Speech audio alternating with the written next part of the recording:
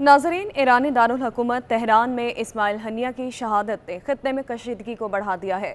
Iran ने Israel को मजा चखाने के लिए जवाबी तैयारियां शुरू कर दी। ईरान के कायम मकाम वजीर खारजा अली बाकरी का कहना है कि ईरान के पास सिवाय इसराइल को जवाब देने के कोई और ऑप्शन बाकी नहीं है। अरब मीडिया रिपोर्ट के मुताबिक ईरान की तरफ से एक बार फिर इस अज़्म का आदा किया गया कि वो इसराइली हमले का बदला ज़रूर लेंगे। OIC के गैर मामूली इजलास में इस मामले पर बहस के दौरान ईरान के कायम मकाम वज़ीर ख़ारिजा अली बाकरी ने कहा कि अक़वाम मुत्तहिदा की सलामती काउंसिल की तरफ से ईरान में इसराइल की जानिब से इस्माइल हनिया को निशाना बनाने और जारहियत का इर्तकाब करने का कोई नोटिस ही नहीं लिया गया। अली बाकरी ने कहा कि इसराइल को जवाब देना इसलिए भी ज़रूरी है ताकि इसराइल को आइंदा ऐसी जुर्रत ना हो सके और वो इस्लामी जमहूरिया ईरान की सरजमीन पर हमला करने से बाज रहे। ईरानी वज़ीर खारिजा अली बाकरी ने यह भी कहा कि अमरीकी आशीर्वाद और इंटेलिजेंस मदद के बगैर ये मुमकिन ही नहीं था, इसलिए तेहरान पर इस हमले की जिम्मेदारी और हमले में अमरीका के मुलव्विस होने को बिल्कुल नज़रअंदाज नहीं कर सकते।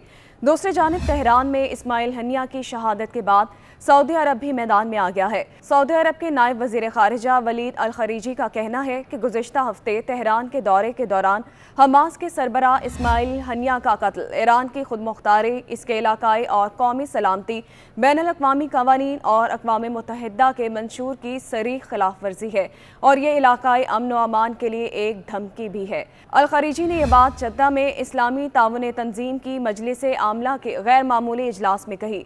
सऊदी नायब वज़ीर खारिजा वलीद अल खरीजी ने अपनी तकरीर में मजीद कहा कि उनका मुल्क मसला फ़लस्तीन के हवाले से दो टोक मौक़िफ़ रखता है। सऊदी अरब काबिज़ इसराइली फ़ौज की जानिब से शहरियों पर हमले की मज़म्मत करता है। इस तरह दीगर ममालिक की खुद मुख्तारी की खिलाफ वर्जी या किसी भी मुल्क के अंदरूनी मामलात में दखल अंदाजी को मुस्तरद करता है। वलीद अल खरीजी ने काबिज़ इसराइली फ़ौज की बढ़ती हुई खिलाफ वर्जियों पर सऊदी अरब की तशवीश का इजहार किया। नायब सऊदी वज़ीर ख़ारिजा का कहना था कि इन खिलाफ वर्जियों के नतीजे में गज़ा की पट्टी और मगरबी किनारे में शहरियों की बहुत बड़ी तादाद शहीद और ज़ख्मी हो गई है। गज़ा दवा और ईंधन की शदीद किल्लत का सामना है और मरीजों की बढ़ती हुई तादाद के सबब सेहत के शोबे पर बहुत ज़्यादा बोझ आ चुका है। इस तरह बेघर शहरियों की बड़ी तादाद पनाह की तलाश में है। सऊदी नायब वज़ीर ख़ारिजा ने एक बार फिर यह मुतालिबा दोहराया कि आलमी बरादरी को फ़ाल तौर पर हरकत में आने की ज़रूरत है ताकि काबिज़ इसराइली फ़ौज को इन जराइम और खिलाफ वर्जियों का मुकम्मल ज़िम्मेदार ठहराया जा सके और बरादर फ़लस्तीनी अवाम के खिलाफ हमलों को रोका जा सके।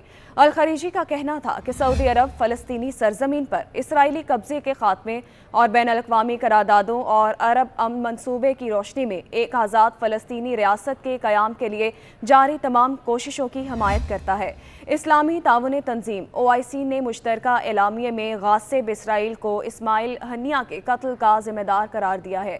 सेक्रेटरी जनरल OIC ने इसराइली जंगी जराइम के शदीद अल्फाज में मज़म्मत की है।